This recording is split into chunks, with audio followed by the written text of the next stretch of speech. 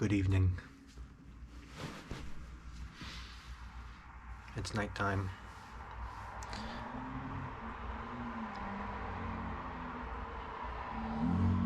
Full disclosure,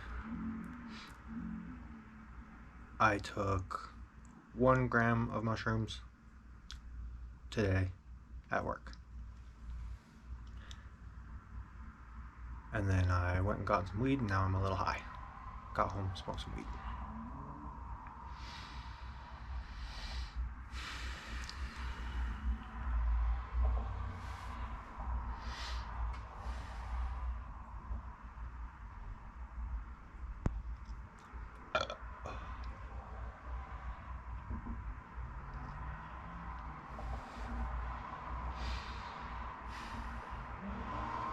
This diary that I am doing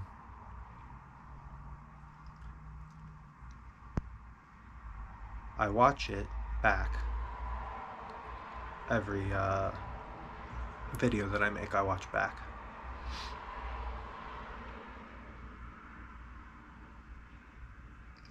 And so it really feels like I'm talking to myself. And I think a big reason why it feels like that is because it's true to my selves. Various, completely different selves, but who can say with words and paint a story about continuity and identity if they so wished.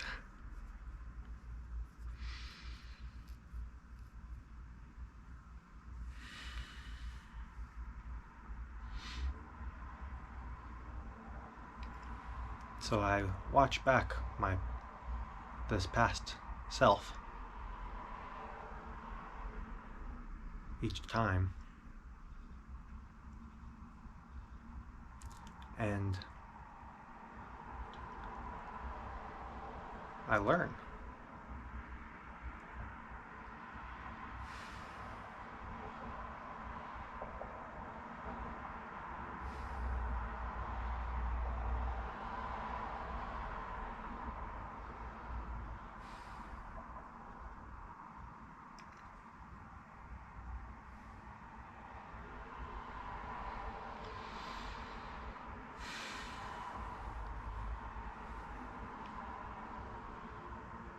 I think I have been reflecting a lot lately on love. Love being the core of spirituality,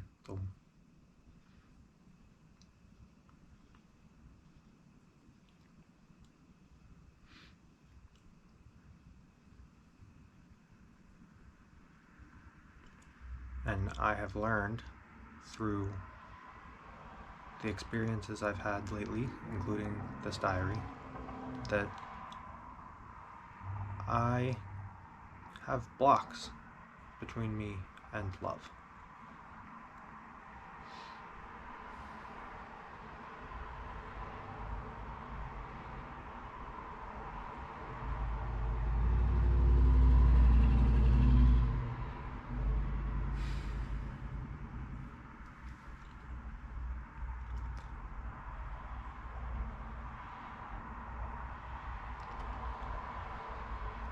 I mentioned a quote in the past video that said, if you would become a pilgrim on the road of love, you must make yourself as humble as dust and ashes, by Ansari of Herat. And I got it a little closer this time, but I still fucked it up a little bit. And I feel like I've been trying to do that for so long that I'm making progress. Which is very nice. And I can see very clearly now that I am fairly traumatized when it comes to love.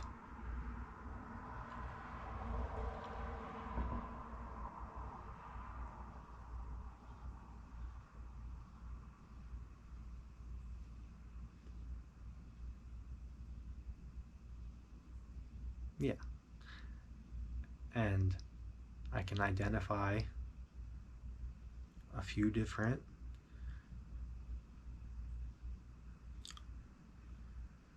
unsolved areas in my life where I'm stunted, where there are opportunities for love and I was imprisoned by false inabilities to do that.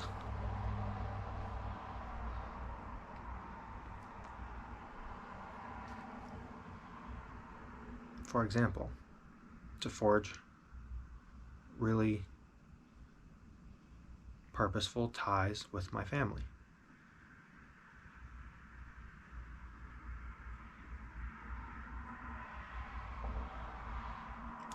I have felt outcast from them for a long time.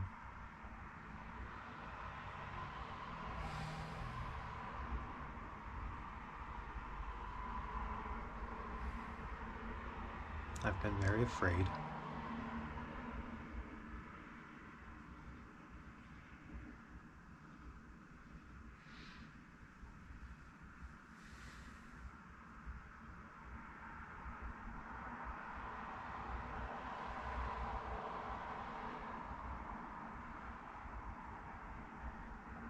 I went crazy. I hurt my dad.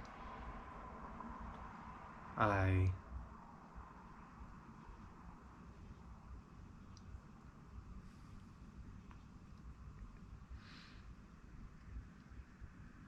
started my whole adventure with writing about spirituality and knew that I couldn't talk to any of them about it for two reasons.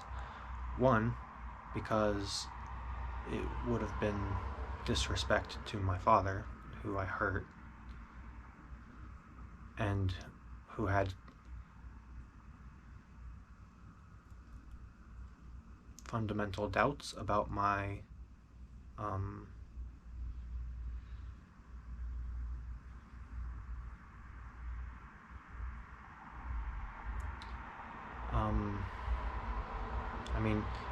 he raised me Christian, and I told him that I had abandoned Christianity, and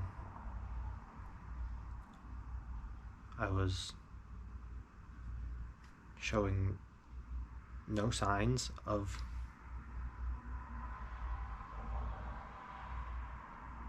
much proof that I was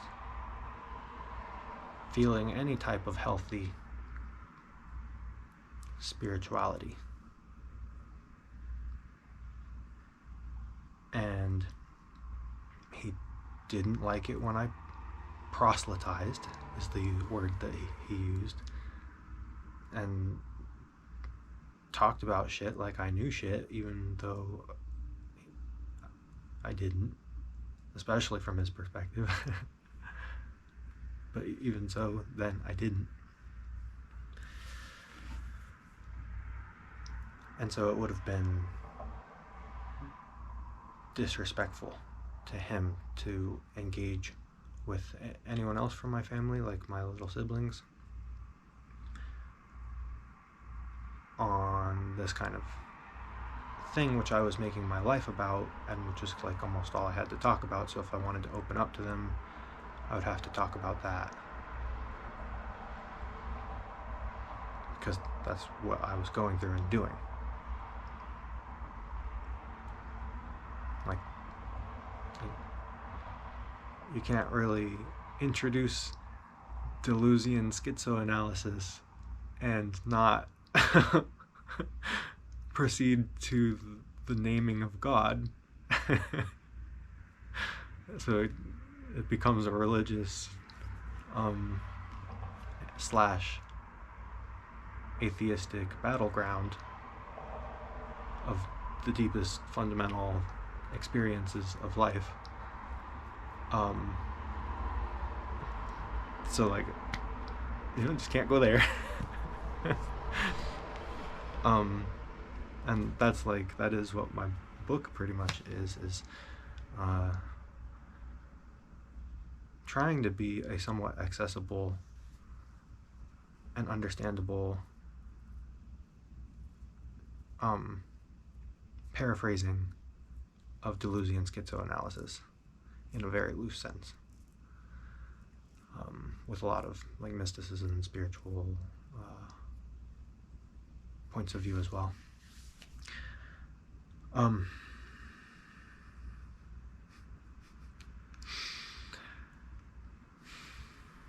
And the other reason why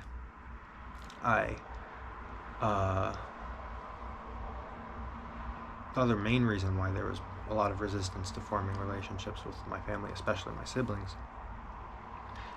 is that I was also scared myself and worried about hurting them, worried about not knowing what I was talking about and trying to know what I was talking about in order to help them to be the cool, like the knowledgeable older brother, the spiritual guy, like, hey, let me give you this advice, and then it fucked them up, like that would suck, because if I were giving it from a place of ego, then it would be contaminated. Like I was being super perfectionistic about it, but that's because in order to open up with them, I would have to talk about this deep shit.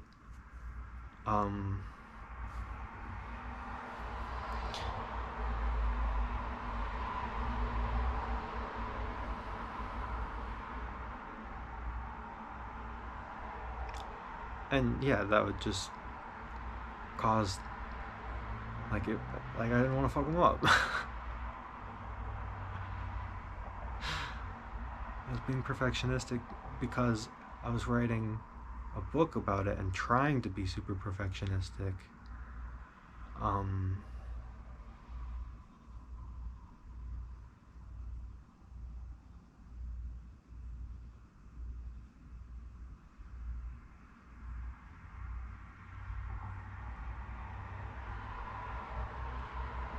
Yeah. And then the third big reason is just fear, like just subconscious clouds, fear of judgment and doing wrong, and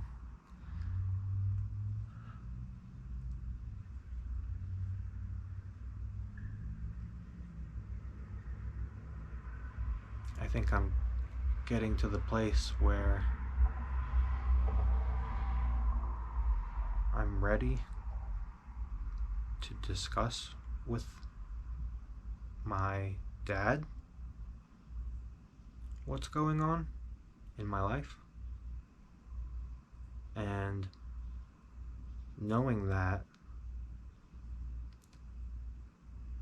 and resolving to get therapy about that and other things, which I have an appointment this coming Thursday for on day, and I'm excited for it.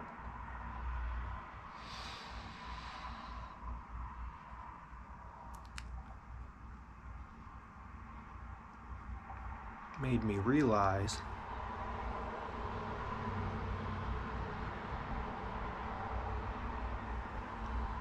the being ready to have a relationship with father made me realize that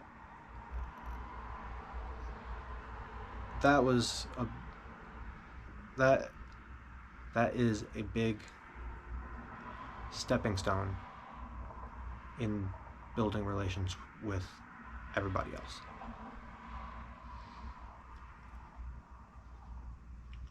And I called him a couple weeks ago,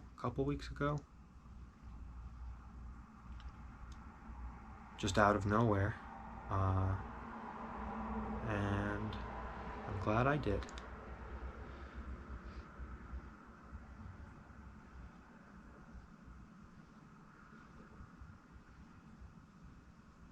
I've been afraid that he doesn't want a relationship with me.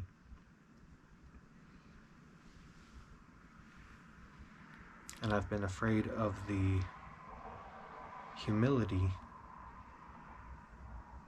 that truly having a relationship, loving my dad would take. And the level of confidence in my point of view, which could only come from a place where humility is strong.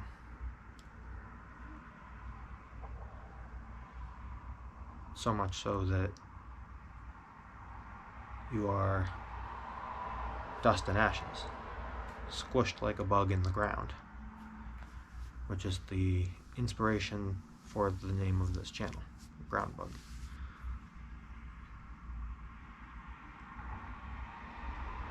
I am a ground bug. A ground up ground bug.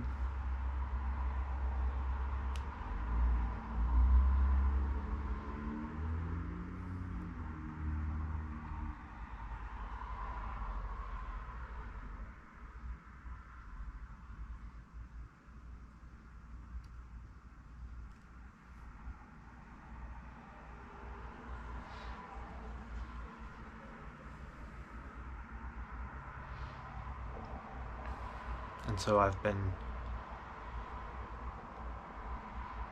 just pouring all of my love into this book because it is my expression of love, long form, into the universe. And that's filled me with a great amount of peace and satisfaction for a while now. Because none of those issues that I talked about that I'm ready to solve now could be solved right away. Time has been needed for all parties, I imagine.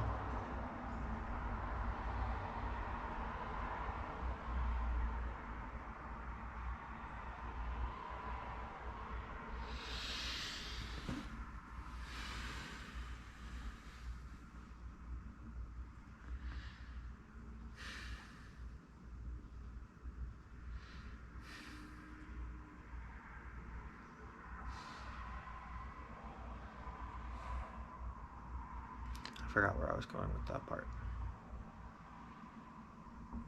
I'm thirsty.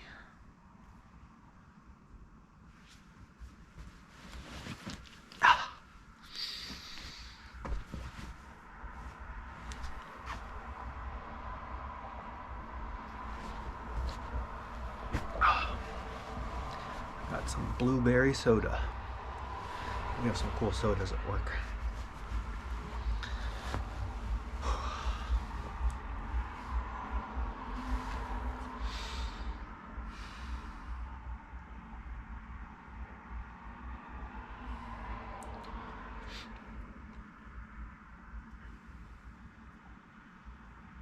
And there are other ways where I'm traumatized by experiences of life that I haven't fully digested.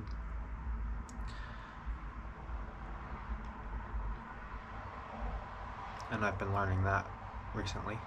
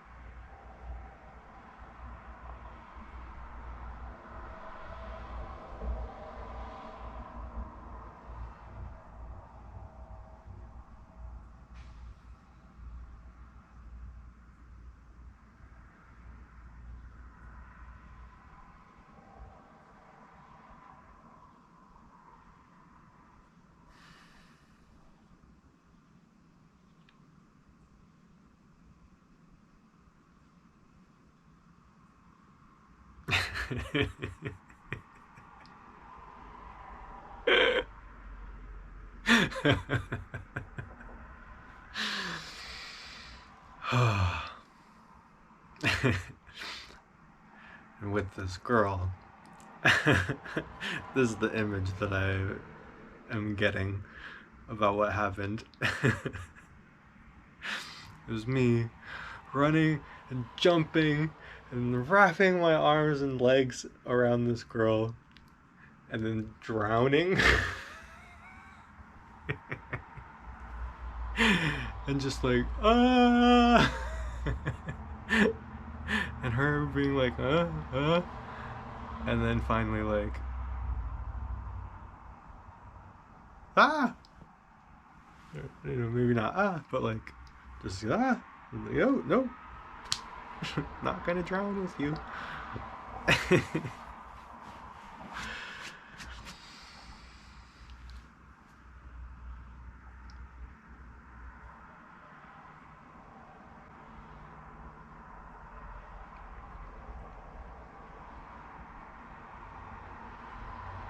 And that hurt the most because I've been trying so hard with this long form love, my book, but that's so two-dimensional. Life is so big, and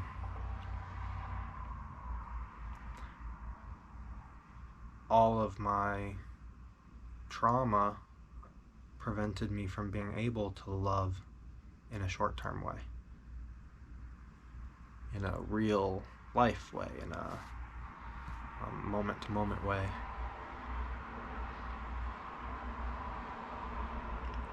And I didn't think that would be the case, because until now,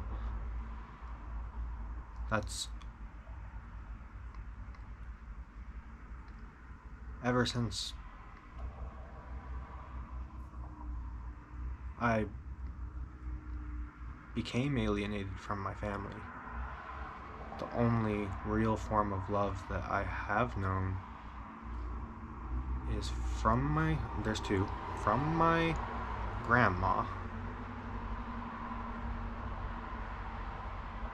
and to a certain extent from everybody else in the family, but like,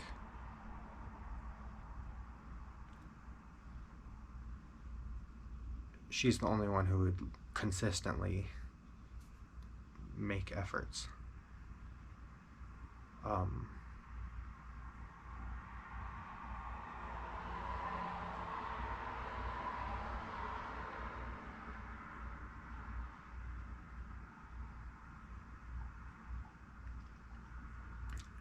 And the other form of love was my fullness with my writing and the love of God, my experience of God, that is what I mean. So not an objective claim, but just my experience of my own beyond self.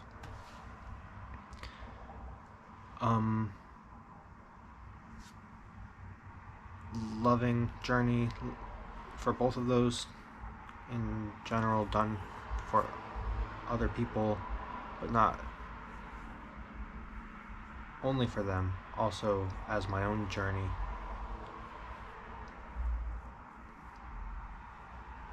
So my own journey of self-love.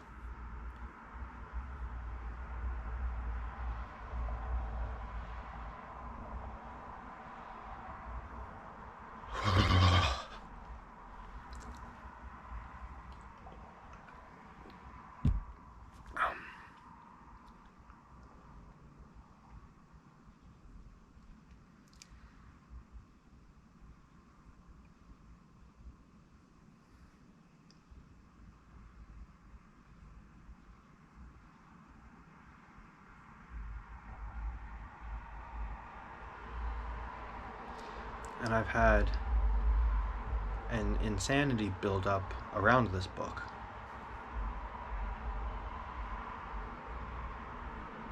this like entrenched long-term identity.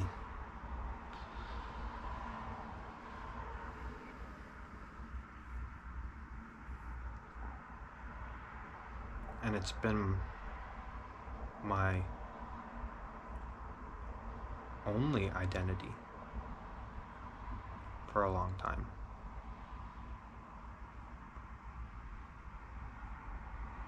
That's how insane I had decided to go for this book, to become nothing but the book.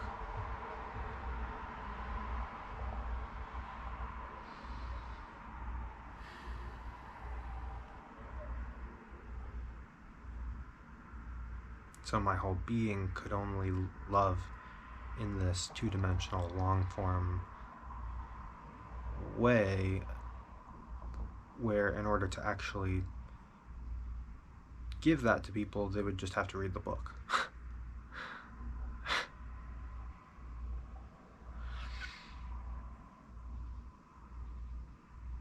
So pretty much 100% non-loving, but one day you'll read my book and realize that I love you.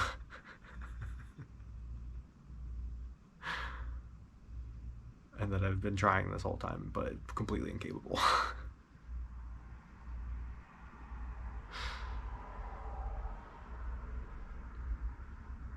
And unaware of the fact. Until I would discover, years later, by being rejected by a girl because I needed therapy.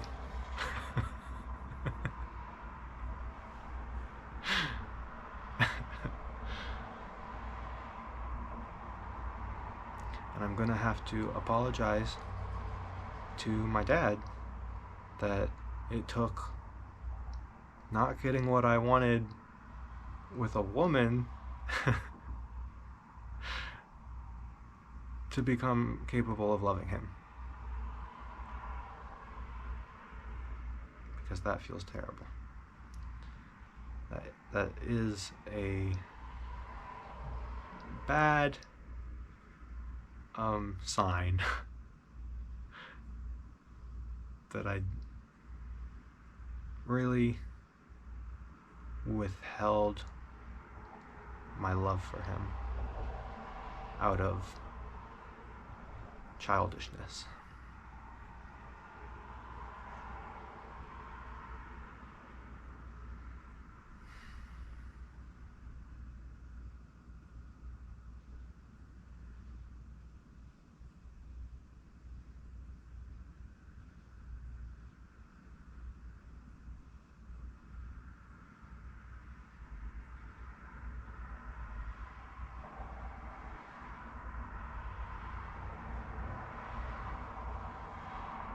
And not just my love for him, but my love for all of them who were affected by this.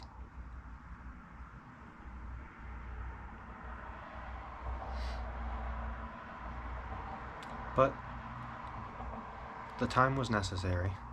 The time had to come at some point. The time was ripe. I had been feeling it already.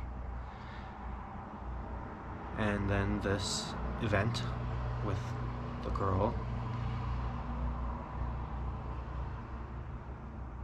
triggered it. I used to be so against triggers because logically, in two-dimensional use, love, triggers are a technically incorrect thing to say. Because the only real trigger is all of it. That's what's called in Hinduism, oh boy, in Buddhism, is I think where it actually is, not Hinduism, or maybe both, but I think Buddhism, and now I remember, codependent origination.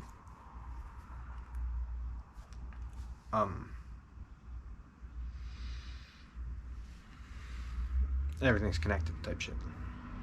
Everything causes everything.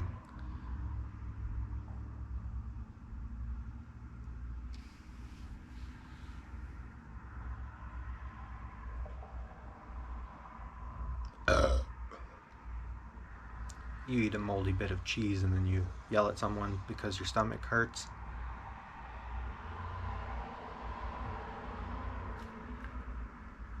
And the cheese got moldy because somebody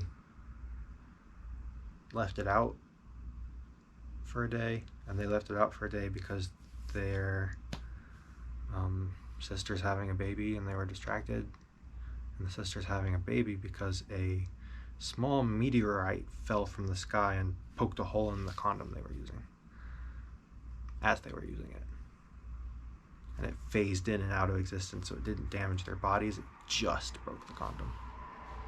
Wild. Where does the cause and effect train end? Everything.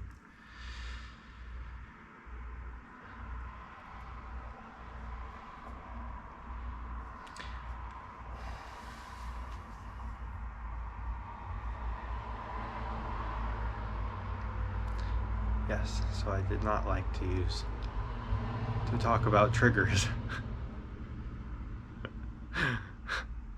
Illogical.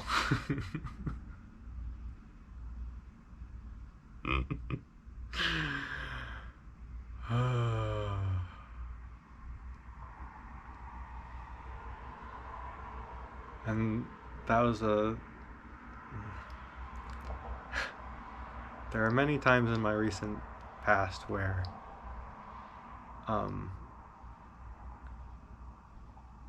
if I could have just admitted that something was a trigger, good things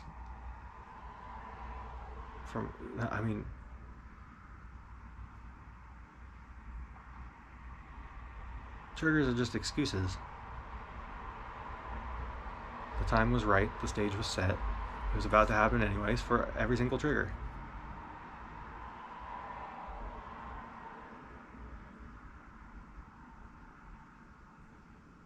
Trigger's just the yang of the moment, the yin being our acceptance of it holding the honorary title of trigger, of cause.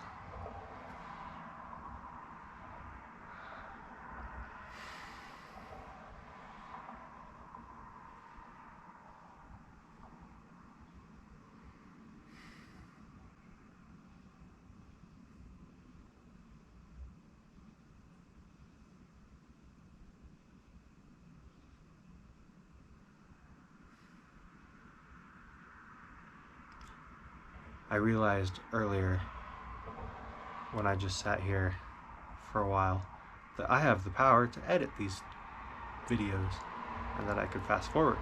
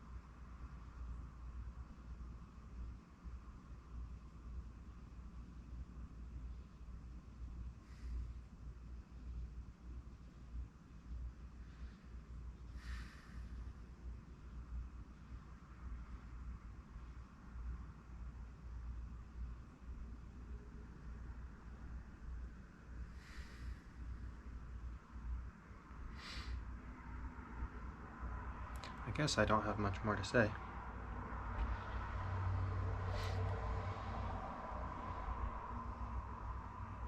I've been going through a schizophrenic spiritual journey.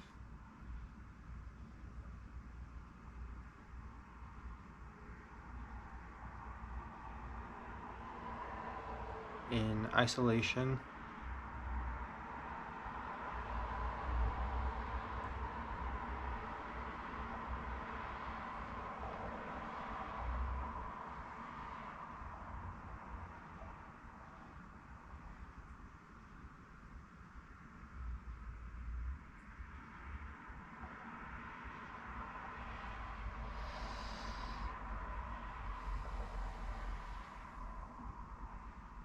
and I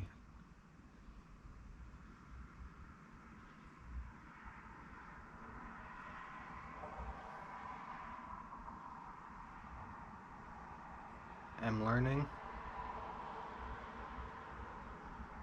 what I need to do in order to remove the blocks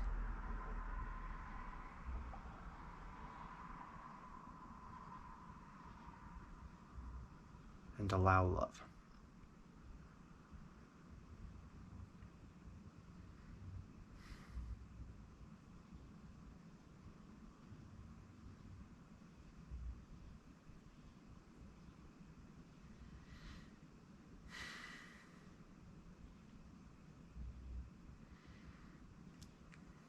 From my gaze to yours, other self. Until next time.